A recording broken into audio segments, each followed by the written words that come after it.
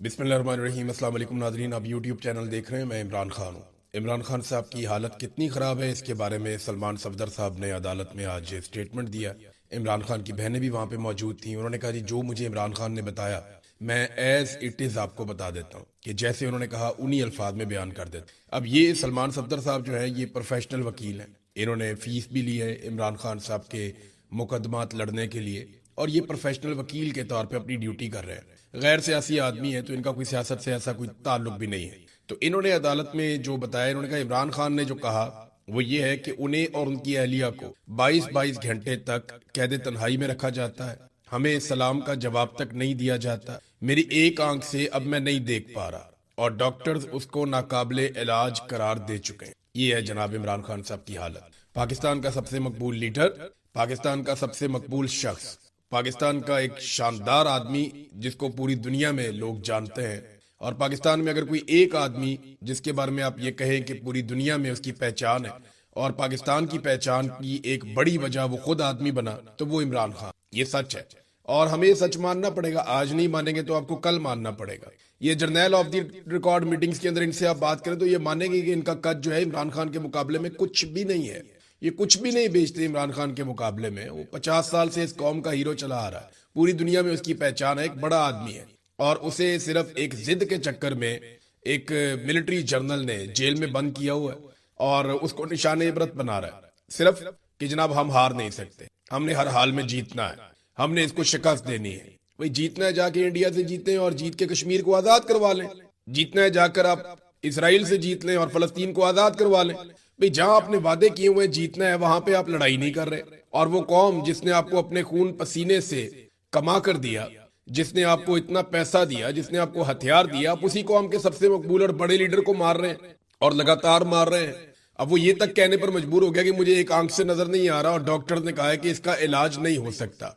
बुशरा बीबी की आंख का इलाज चल रहा है। अब अदालत के अंदर जाते हैं। देखिए पाकिस्तान तहरीक इंसाफ अदालत में तो जाती है लेकिन अदालत में इंसाफ नहीं है। ये जज इंसाफ नहीं दे पाएंगे। ये बात पाकिस्तान तहरीक इंसाफ को समझनी चाहिए। जब तक पाकिस्तान तहरीक इंसाफ या पाकिस्तान की कौम दबाव नहीं डालेगी तब तक इंसाफ नहीं होगा। और ये इंसाफ अदालत में नहीं होना, ये मिलिट्री एस्टेब्लिशमेंट को आपने पकड़ना और आपने उनको निकालना है इस सारे मामले से। जब तक पाकिस्तान की मिलिट्री एस्टेब्लिशमेंट इन्वॉल्व है तब तक कोई अदालत इमरान खान को किसी किस्म का इंसाफ नहीं दे सकती। अलीमा खानम ने इसके बारे में वाज़ेह स्टेटमेंट दिया। उन्होंने कहा जज की शक्ल पे कम से कम इंसानियत आ जानी चाहिए थी, तो जज की शक्ल पे उनको इंसानियत नजर नहीं आई। जज साहब बहुत सख्त परेशान थे कि मैं किसी तरह इस केस को निकालकर आईनी अदालत में भेज दूं। यानी जज साहब को ये कमिटमेंट दी गई है कि आप यहाँ पे कर दें, आपको हम बचा लेंगे और आईनी अदालत के अंदर हम दोबारा इमरान खान साहब को रगड़ देंगे। इंसाफ देने वाला जज होता तो इमरान खान की आंख का सुनकर उसका दिल हिल जाता, लेकिन जज ने किसी किस्म का उस पर सवाल ही नहीं किया। वो बार बार कह रहा हो जी अपील की तरफ। जब वो बता रहे थे कि इंसानियत का मामला देखें आप, ये क्या हो रहा है, तो जज वो बात ही नहीं सुन रहा था। वो कहती है ऐसा लगता है इस जज को कॉलें आई हैं और ये फैसले देने से डर रहा है। ये जनाब इस्लामाबाद हाई कोर्ट की हालत है। जो जजेस वहां पे केस सुनने की ताकत या हिम्मत रखते थे उन जजेस को वहां से ट्रांसफर किया जा रहा है। हालात पाकिस्तान की अदलिया के भी पतले ही है। लेकिन क्या इमरान खान साहब किसी अदालत से बाहर आ जाएंगे? सवाल ही पैदा नहीं हो। मैंने आपको पहले भी कहा, मैं आपको अब भी कह रहा हूं और जिम्मेदारी से कह रहा हूं, जितनी ताकत आसिम मुनीर की बढ़ती जाएगी उतना इमरान खान साहब को मजीद तबाह किया जाएगा, उतना इमरान खान साहब को मजीद दबाया जाएगा। ये एक जिद जैसी कैफियत है कि कुछ भी हो जाए इमरान खान को नीचा दिखाना है, इमरान खान को कमजोर दिखाना है, इमरान खान को और उसकी पार्टी को बर्बाद करना है। ये एक जिद है और इस जिद की भेंट पाकिस्तान चढ़ रहा है। इस जिद के चक्कर में पाकिस्तान की अदलिया को बर्बाद कर दिया, इस जिद के चक्कर में पाकिस्तान की सोसाइटी को बर्बाद कर दिया, इस जिद के चक्कर में पाकिस्तान की मईशत को तबाह बर्बाद कर दिया, पाकिस्तान में अमनो अमान को भेंट चढ़ा दिया इस जिद के आगे। और इस जिद की वजह से आज पाकिस्तान जहां खड़ा है हम सब देख रहे हैं।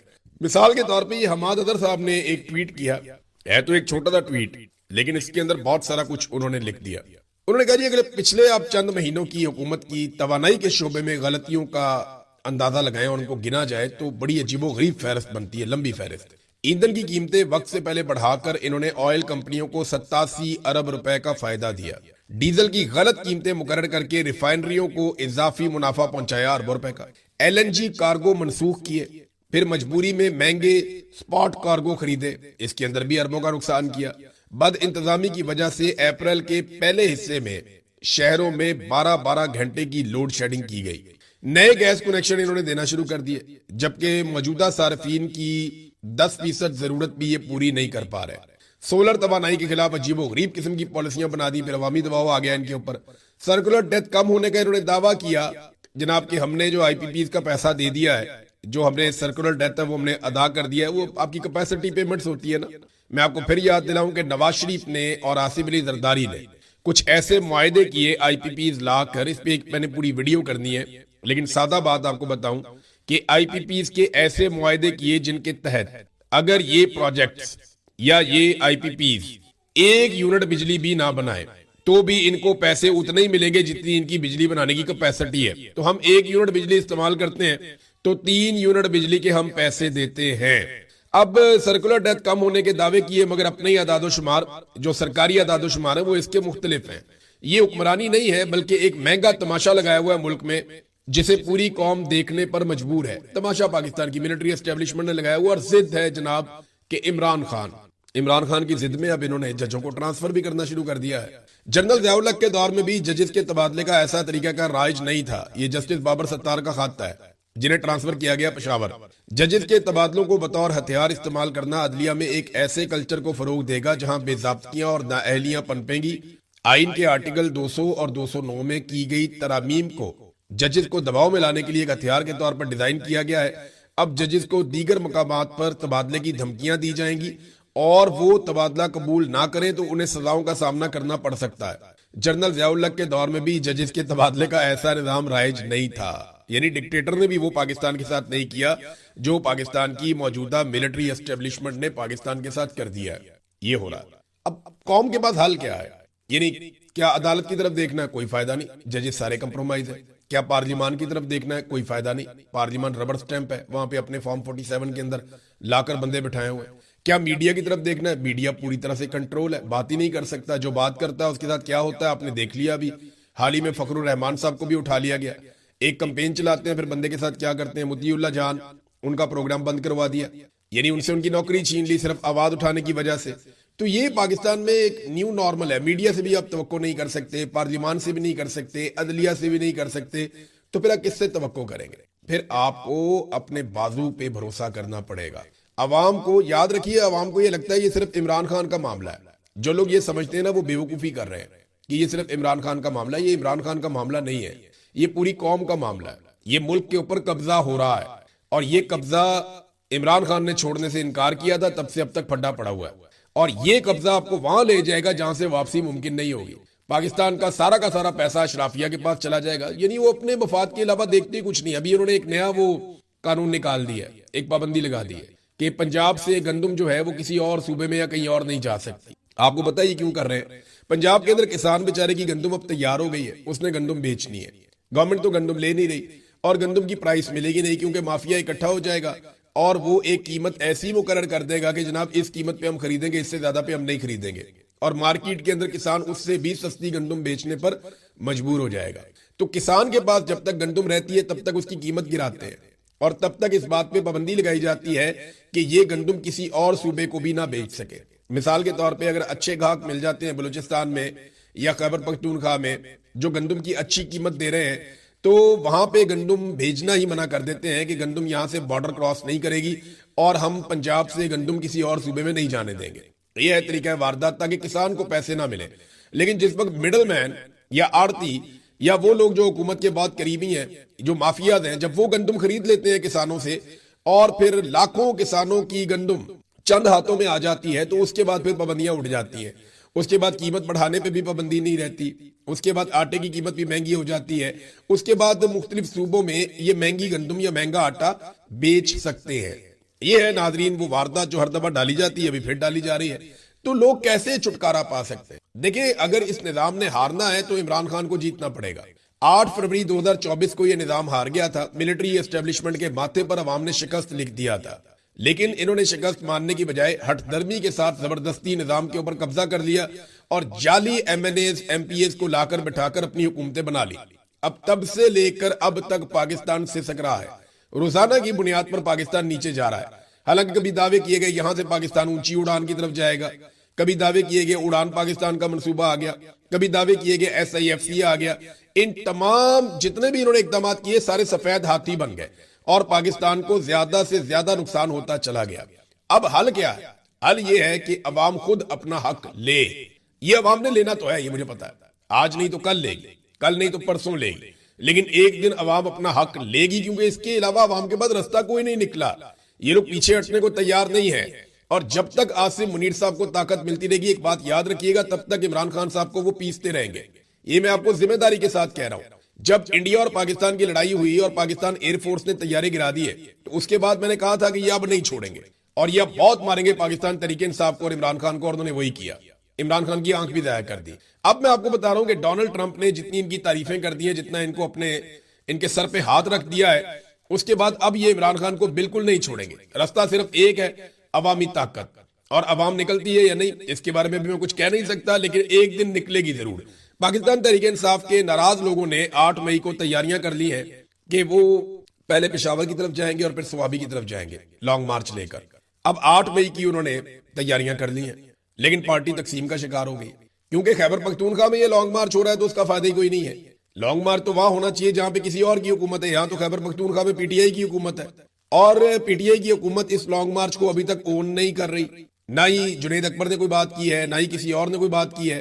تو عمران خان صاحب کے عزیز ہیں, انہوں نے احمد علی نیازی جو ہے, احمد نیازی, انہوں نے اس کے بارے میں بات کی ہے, اور کچھ اور لوگ ہیں انہوں نے اس کے بارے میں بات کی ہے, اور وہ اپنے لانگ مارچ کی تیاریاں کر رہے ہیں کہ جناب 8 مئی کو ہم لانگ مارچ لے کر جائیں گے سوابی. سوال یہ پیدا ہوتا ہے کہ کیا یہ واقعی میں کر پائیں گے, کیونکہ PTI کے لوگ تو ساتھ کھڑے نہیں ہو رہے. نہ بیرسٹر گور نے اس پہ سٹیٹمنٹ دیا ہے, نہ سلمان اکرم راجہ نے دیا ہے, نہ عمران خان کی بہنوں کی میں نے کوئی بات سنی ہے, نہ کسی اور کی بات سنی ہے.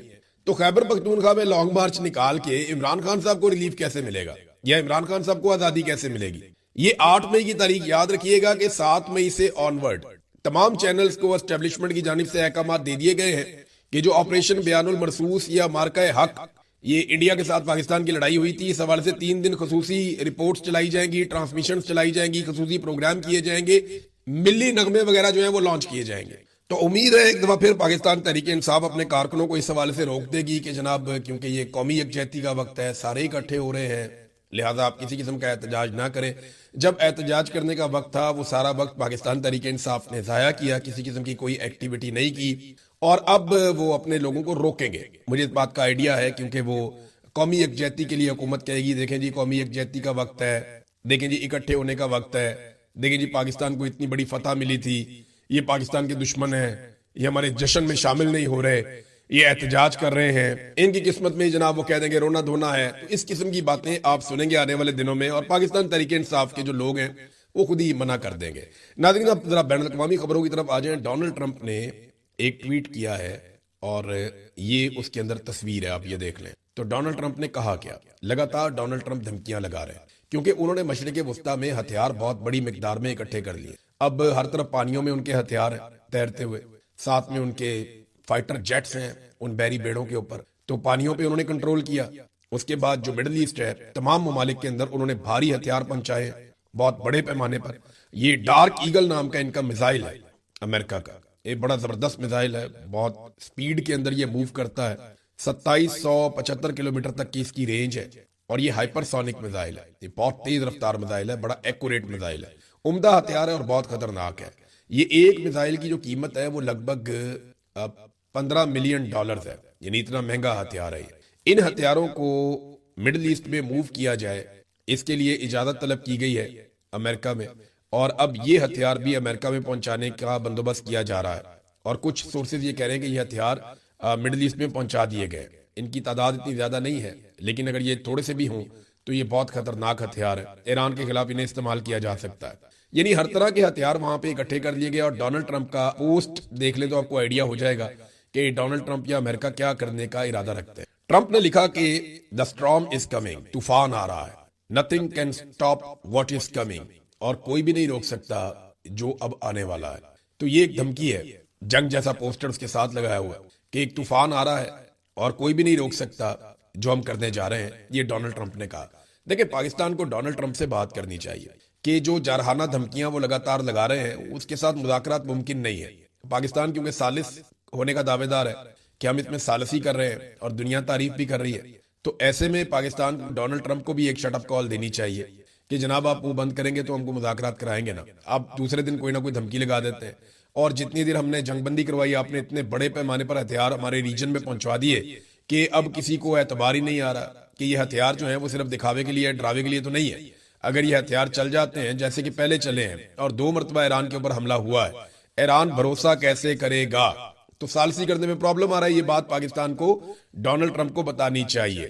اچھا ناظرین, یہاں پہ ایک اور خبر ہے, اور وہ ایرانی سپریم لیڈر اور ایرانی صدر دونوں نے ایک سٹیٹمنٹ جاری کی ہے. یہ دونوں کا سٹیٹمنٹ میں آپ کے سامنے رکھوں گا تو آپ کو آئیڈیا ہو جائے گا ایران اس کے اوپر اب کیا سوچ رہا ہے. جو سپریم لیڈر ہیں ایران کے آیت اللہ مجتبی خامنائی, انہوں نے جو سٹیٹمنٹ دیا, انہوں نے کہا جی ہزاروں کلومیٹر دور بیٹھ کر لالچ کی بنیاد پر فساد برپا کرنے والے غیر ملکیوں کی جگہ خلیج فارس کے پانیوں کی تہہ کے سوا اور کہیں نہیں ہے. یعنی ان کو ہم یہاں ڈبو دیں گے, ان کی جگہ اور کہیں نہیں ہے.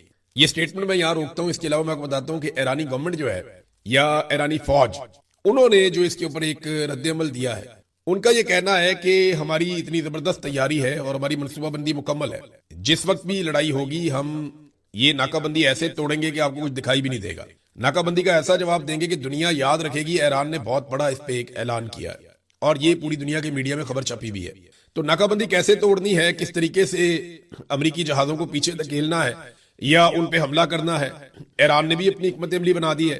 اب مجتبی خامنائی کہتے ہیں, یہ یوم خلیج فارس کے موقع پر اپنے پیغام میں انہوں نے کہا کہ خلیج فارس اور آبنائے ہرمز کے لیے ایک نیا باب تحریر کیا جا رہا ہے.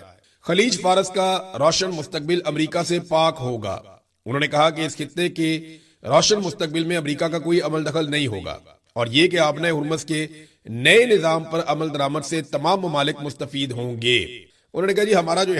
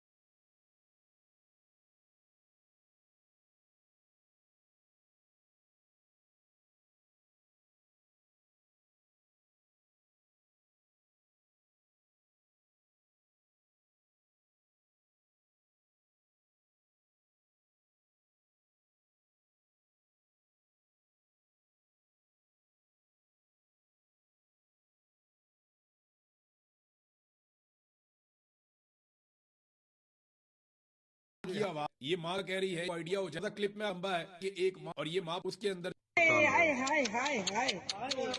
جہاز پھٹ گیا,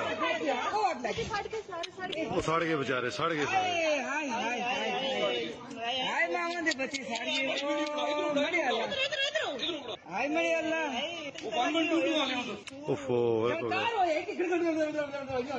وہ جہاز اٹھے دو ہی دکھے, جہاز اٹھتا نا یہ پھرتا ایسا لگے, اسی لگے تھا. بہت نقصان ہو گیا, بہت نقصان ہو گیا, بہت نقصان ہو گیا.